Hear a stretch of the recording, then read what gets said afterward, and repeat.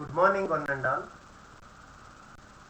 Today I am discussing about Applied Geotechnical Engineering 18 CV 62 for 6 semester students with Module 1 Lecture Class 2.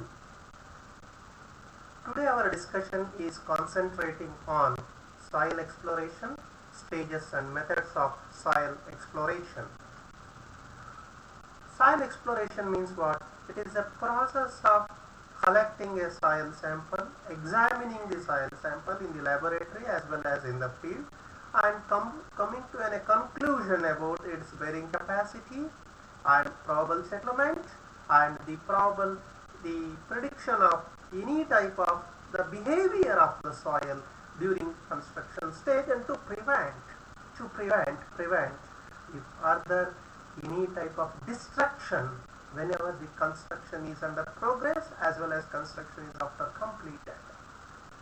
So now coming to the stages and method of exploration, the stages of site investigation are classified into various stages: preliminary work, site reconnaissance, site exploration, laboratory test on explored soil, analysis and recommendations. First we will discuss about preliminary work. What is meant by a preliminary work?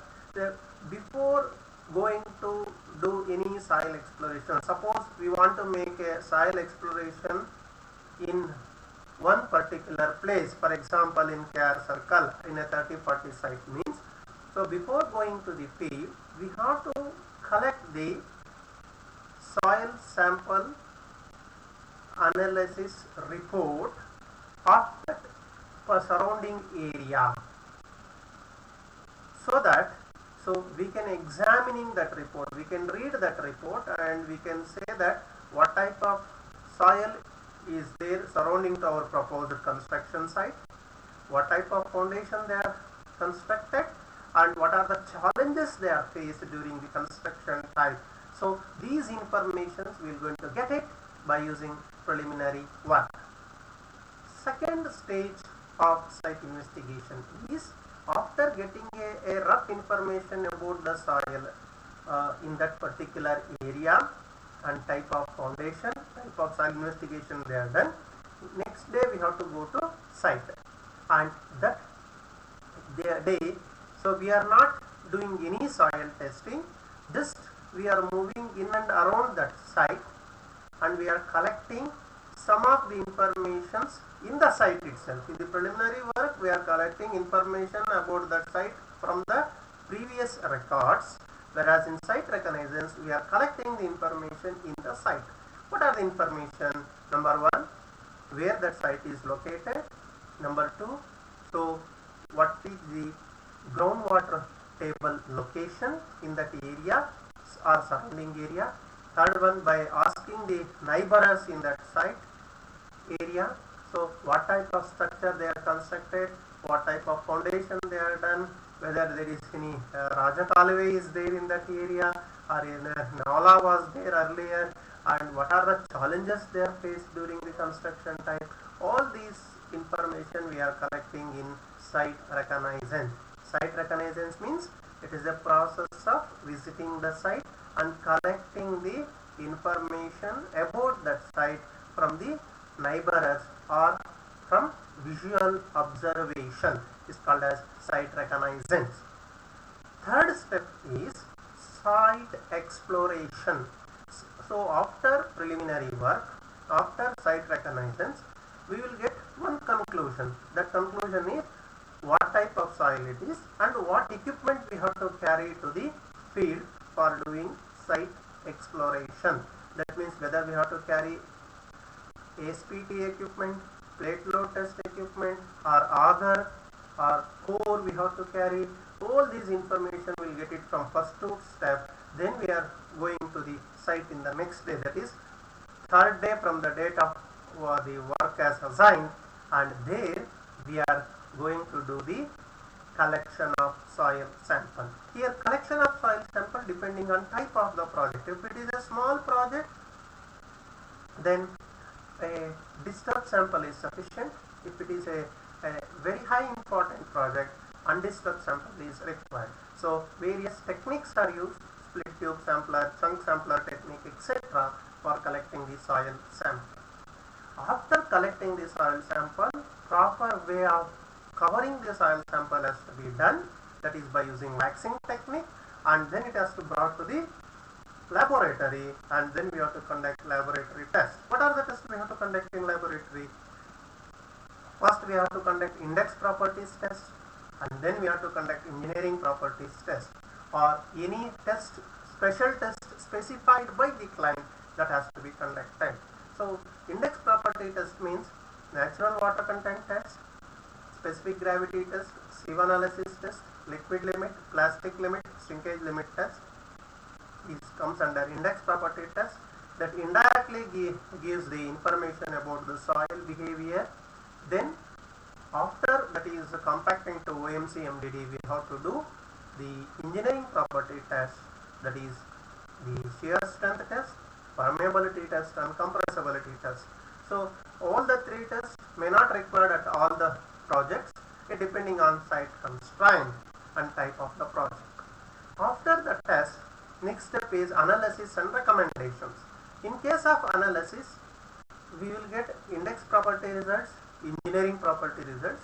Carefully we have to correlate between index and engineering property to assess the behavior of the soil, because soil is a complex material, it is not a simple material, complex material. So the external appearance may be different, internal behavior may be different. Therefore the index and engineering property analysis has to be done carefully, and so many equations we have to use.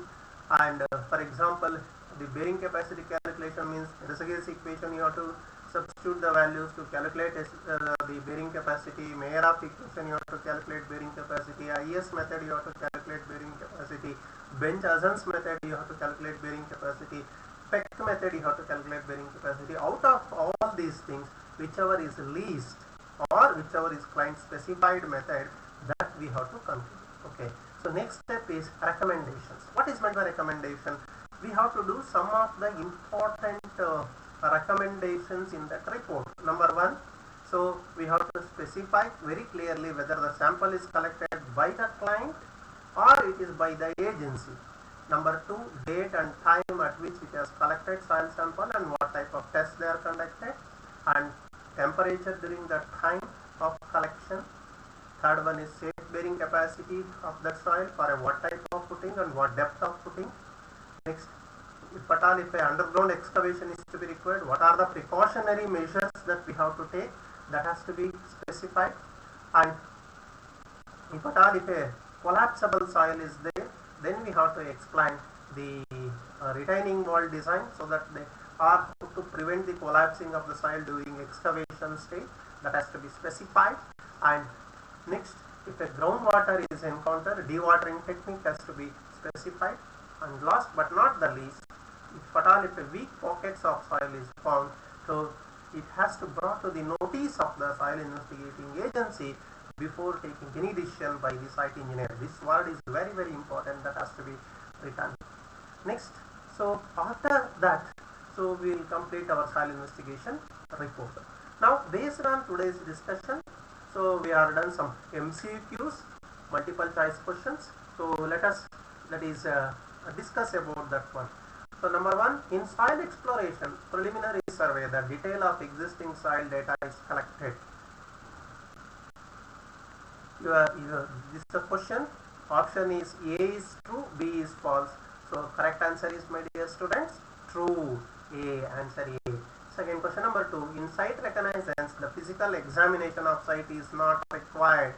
Option A is true, option B is false. No, physical examination is required, therefore that statement is false.